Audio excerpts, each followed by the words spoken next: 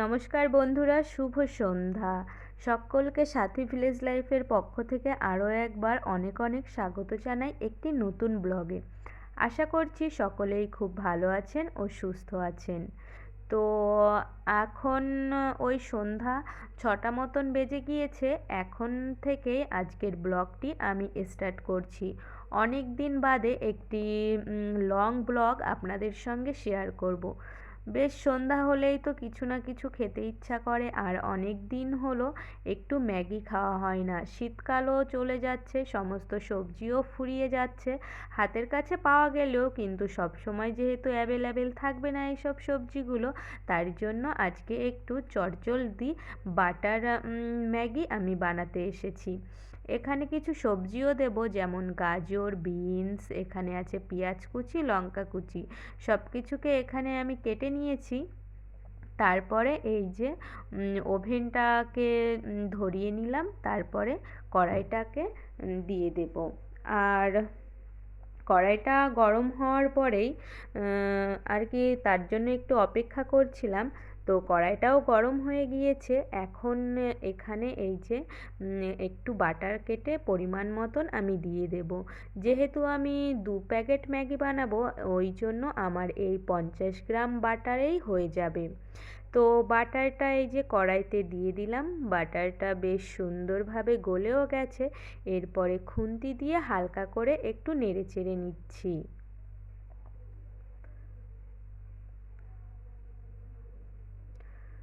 তো তারপরে আরেকটু হাত দিয়ে আমি দেখে নিলাম বেশ ভালোই গরম হয়েছে। তারপরে কেটে রাখা সমস্ত সবজি গুলোকে আগে আমি দিয়ে দিয়েছি।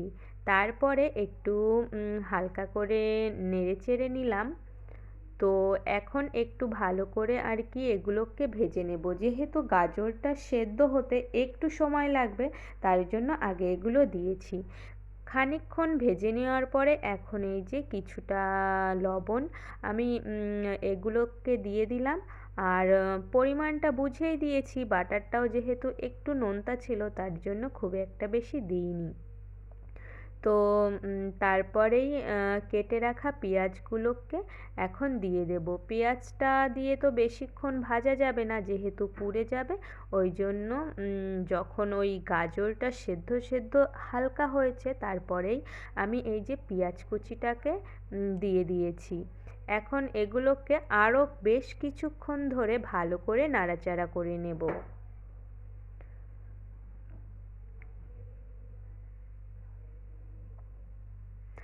তো এই যে অনেকটাই হয়ে গেছে, অনেকটা বলতে পুরোটাই প্রায় আমার ভাজা কমপ্লিট হয়েছে। এখন এর ভেতরে আমি পরিমাণ মতন জল দিয়ে দেব। যেহেতু দুটো ম্যাগি বানাবো, তার জন্য আমি ওই 400 গ্রাম মতন আর কি জল দেব।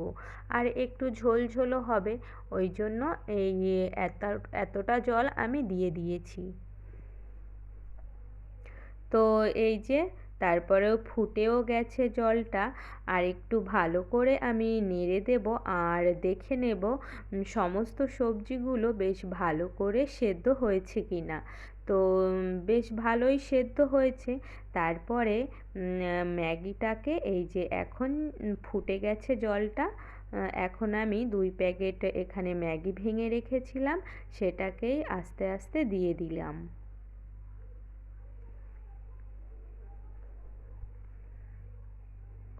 তো ম্যাগিটা দেওয়া হয়ে গেছে আমার। এখন ভালো করে আর কি নেড়ে চেড়ে দেবো, যাতে খুব তাড়াতাড়ি ওই জমাট বাঁধা ম্যাগিটা আর কি সেদ্ধ হয়ে যায়।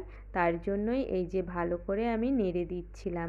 আচ্ছা, কে কে এইভাবে ম্যাগি খেয়েছেন আর কে কে এখনও খাননি, সেটা কমেন্ট করে জানাবেন। এইভাবে ম্যাগি খেতে খুব খুব ভালো লাগে। ওই ডেলি সাদামাটা গরম জলের মধ্যে ম্যাগি দিয়ে মশলা ছড়িয়ে দিয়ে খাওয়ার থেকে মাঝে মাঝে একটু স্বাদের পরিবর্তন করাই যায় আর কি। তো একবার আপনারাও বাড়িতে যারা যারা এখনও পর্যন্ত ট্রাই করেননি, ট্রাই করতেই পারেন। আশা করছি খুবই ভালো লাগবে। আর বাচ্চাদের টিফিনের জন্য তো এটা আর কি খুবই ভালো, যেহেতু ওরা এখনও সবজি খেতে চায় না। তাহলে এটার সঙ্গে সঙ্গে সবজিটাও খাওয়া হয়ে যাবে। তো এই যে ম্যাগিটা হয়েই এসছে, আর কিছুক্ষণ পরেই আমি নামিয়ে দেব। তো তারপরে 2 প্যাকেট ম্যাগি মশলা ছিল সেটাকে আর কি দিয়ে দিচ্ছি ম্যাগির মধ্যে। এখন আরেকটু ভালো করে নাড়াচাড়া করে নিলেই আর 1 মিনিট মতন ফোটালেই আমার ম্যাগিটা একেবারেই কমপ্লিট হয়ে যাবে। আগে জানেন তো আমিও টিভিতে দেখতাম এইভাবে ম্যাগি বানাতে। যখন প্রথম আর কি ম্যাগি খাবারটা এসছিল তখন তো আমরা অনেকই ছোট। তো তখন তো খুব একটা বানাতে পারতামই না একেবারে, আর মাও এইভাবে বানাতে পারতো না। তবে এখন আমি শিখে গেছি। তো খেতে তো ভীষণই টেস্টফুল হয়। এই যে আমার ম্যাগিটা একেবারেই কমপ্লিট। তো এইটুকু ঝোল ঝোল আমি খেতে পছন্দ করি বলে আমি অতটা পরিমাণে ঝোল রেখেছি। তারপরেই এই যে দেখুন আমার ম্যাগি খাওয়ার আর কি সবথেকে প্রিয় মানুষটি এখানে এসে হাজির। তো সে তার নিজের মতন করেই নিয়ে নিচ্ছে, আমাকে আর দিয়ে দিতে হয়নি। তো তারপরেই আমি আর আমন মিলে এই যে খেতে বসেছি এখানে। আর আয়ুষ যেহেতু স্কুলে ছিল তার জন্য সে আসেনি।